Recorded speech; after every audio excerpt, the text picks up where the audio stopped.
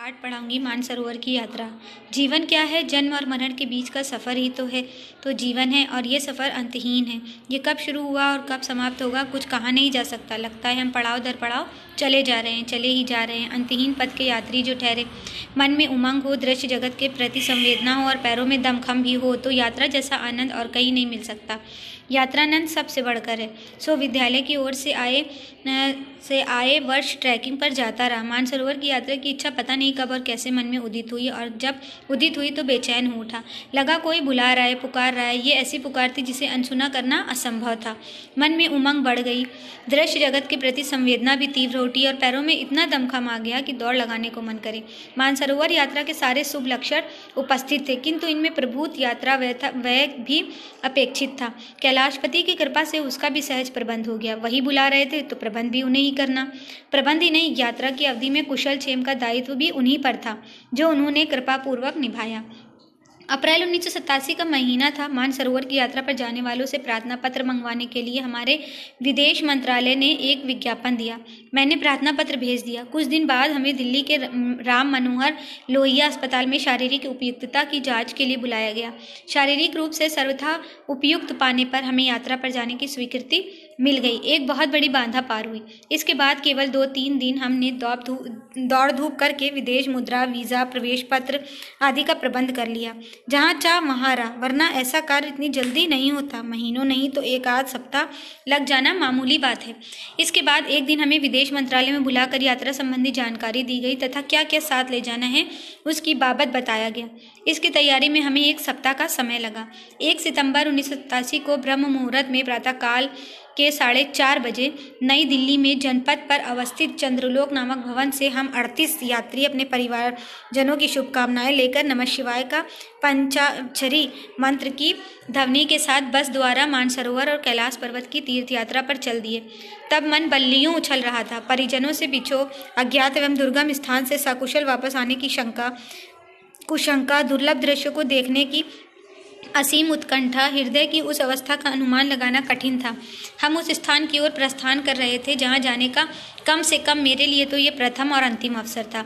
अंतिम इसलिए कि बार बार जाना कहाँ संभव होता है। मुझे स्वयं अपने भाग्य पर ईर्ष्या हो रही थी।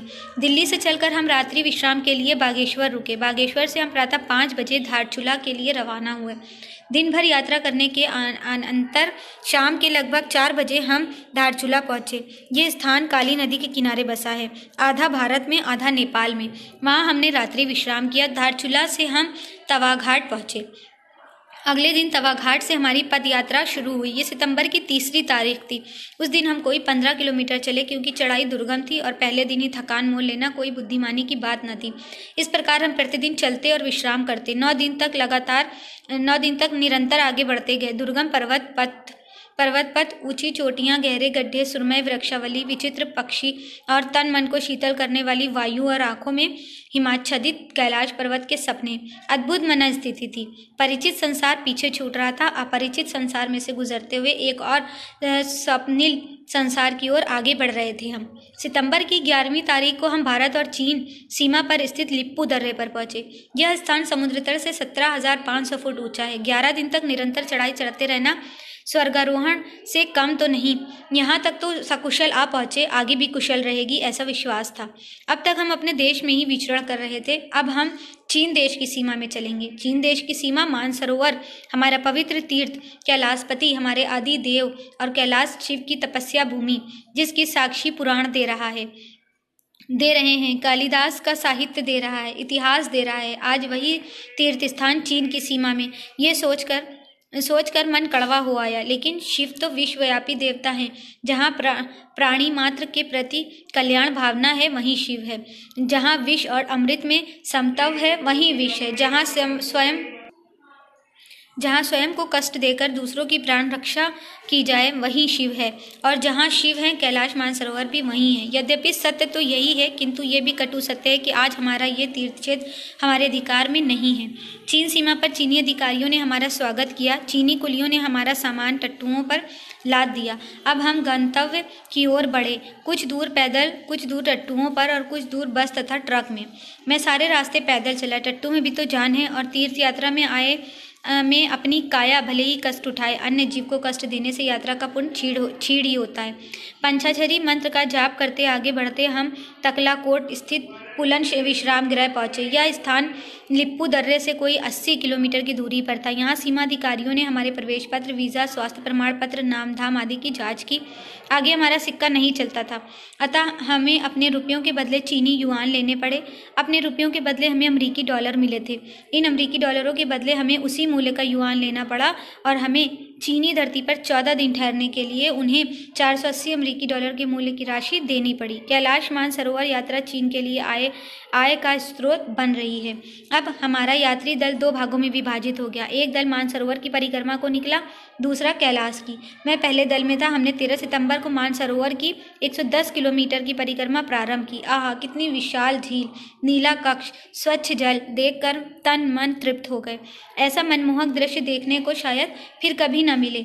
मानसरोवर की परिक्रमा के लिए हमें 3 दिन मिले थे। सब सुविधाएं होते हुए मैंने पैदल ही परिक्रमा की। 16 सितंबर को हम जहां से चले थे वहीं वापस आ गए। 17 तारीख को विश्राम का दिन था। उस दिन हमने मानसरोवर में स्नान किया। जल इतना शीतल जैसे बर्फ। डुबकी लगाते ही ऊपर निकले कि शरीर में अद्भुत ताजगी महसूस हुई। स्नान का आनंद क्या होता है वो यहीं अनुभव हुआ। मन ही मन गर्म पानी से न नहाने की प्रतिज्ञा की, जो शिव कृपा से अभी तक तो निभ रही है। अगले दिन 18 सितंबर को हम बस द्वारा 80 किलोमीटर दूर तारचीन नामक स्थान की ओर रवाना हुए। तारचीन से ही कैलाश पर शिखर की परिक्रमा आरंभ होती है। इस परिक्रमा की दूरी अपेक्षाकृत कम है, किंतु मार्ग दुर्गम है। बीच में लगभग 20,000 फुट ऊंचा दोलमा दर्रा पार करना पड़ता है। याक की सुविधा होते हुए भी हमने पैदल चलना ही उचित समझा। याक पर सवारी शिव शिव, मेरी भक्ति भावना ने मुझे धिक्कारा। हमने भक्ति भाव से कैलाश शिखर की पूजा की। मुझे कैलाश शिखर के दिगंबर शिव जैसा प्रतीत हुआ। नागेंद्र हराए, भस्मा गराए, दिगंबराय शिव परिक्रमा पूरी करके हम 21 सितंबर को तारचीन आ पहुंचे। उसी दिन दूसरा दल भी मानसरोवर की परिक्रमा पूरी करके आ पहुंचा। फिर सारे यात्री अगले दिन तकलाकोट आ गए। अब केवल घर लौटना था। 1 अक्टूबर 1987 को ठीक 1 महीने बाद हम सब सकुशल दिल्ली आ पहुंचे। हमारे यात्री दल में दिल्ली, महाराष्ट्र, कर्नाटक, तमिलनाडु, पंजाब, गुजरात, बंगाल, बिहार, हरियाणा, लगभग सभी प्रदेशों के यात्री थे। क्या अद्भुत संगम था, कैसी अनुपम भावनात्मक एकता। अब तो हम दिव्य वसुधैव कुटुंबकम की भावना से ओतप्रोत थे। भगवान शिव की विश्वव्यापी विभूति का दर्शन करके जो लौटे थे। हाँ, हम शिव की विश्वव्यापी विभूति के दर्शन करके लौटे थे। जगत के कोलाहल से दूर, निर्जन और एकांत, चारों ओर नंगे सूखे पहाड़, साए साए करती हुई हाड़ कपाने वाली तेज हवा, एक महान शमशान सद दिशा विस्तार। कैसा अद्भुत स्थान चुना है। भूत भयंकर प्रलयंकर देव दिगंबर गंगाधर ने यात्रा के दौरान अद्भुत दृश्य देखे। विचित्र अनुभव हुआ। लगभग मन बंधन मुक्त हो रहा है। वह फिर बंधनों में फंस जाए यह दूसरी बात है। तब तो साक्षात मुक्ति के दर्शन कर लिए थे। यात्रा के फलस्वरूप वजन कम हो गया, जो इस आयु में एक शुभ चिन्ह है। गर्म पानी से स्नान करने की आदत से मुक्ति मिल गई और चाय से भी पिंड छूट गया। इतनी उपलब्धि कम तो नहीं। यात्रा के इस सुफल से मुझे अमित संतोष मिला। हाँ, एक बार देखा है, दूसरी बार देखने की तमन्ना है। संसार के जंजाल से छूटकर कुछ दिन मुक्त अवस्था का आनंद कौन हदभाग्य लेना ना चाहेगा। और विशंबर कैलाशपति सदाशिव ने बुलाया तो फिर अवश्य जाऊंगा। सिर के बल लपका जाऊंगा। नमः शिवाय।